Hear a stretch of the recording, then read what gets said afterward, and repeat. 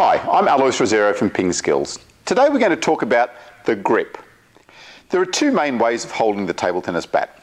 The first one is the shake hand grip.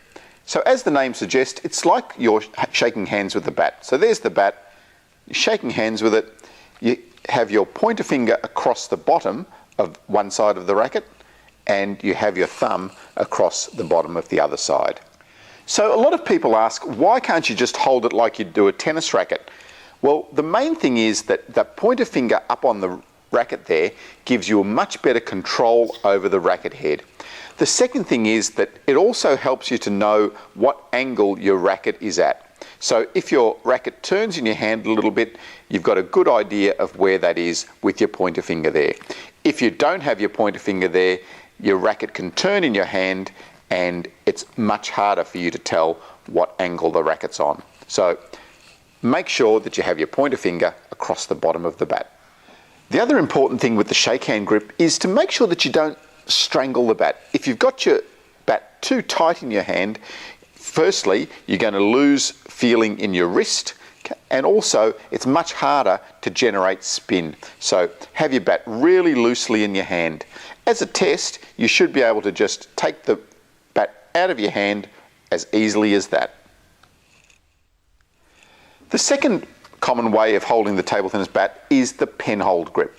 So with the penhold grip, you have your handle facing upwards and you encircle your thumb and pointer finger around the handle, like you would holding a pen. On the back of your bat, you can have your fingers in two different ways. Either curled up, like that, or you can have them flat across the bat. That's just a preference. If your fingers are curled up, your wrist can be used a little bit more easily. If you've got your fingers spread across the back, then you get a little bit better control over the racket head. So just experiment for yourself, see which one feels more comfortable for you. Why would you choose either the shake hand or the penhold grip? There's a couple of advantages and disadvantages of each.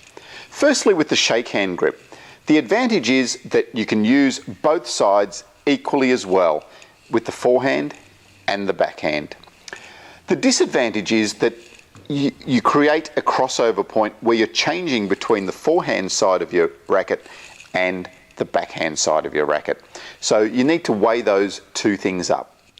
With the penhold grip, the advantage is that you can use your wrist a lot more because you're using your wrist in that range as opposed to the shake hand grip where you're using it in that range. So you're using your wrist much more easily with the penhold grip. The other advantage of the penhold grip is that you don't have that crossover point because you're using the same side of your racket to start off with on both sides, the backhand and the forehand. So you don't have the crossover that you had with the shake hand grip. The real disadvantage of the penhold grip though is the backhand side. It's much harder to hit the ball or attack the ball with the backhand side. Now the backhand is starting to be used as a reverse penhold backhand, which is much more effective, but it's still quite a difficult stroke with the penhold grip. So now that you've seen these two grips, you decide which grip is best for you. You might want to experiment with both the shake hand and the penhold grip. Play with them both, see which suits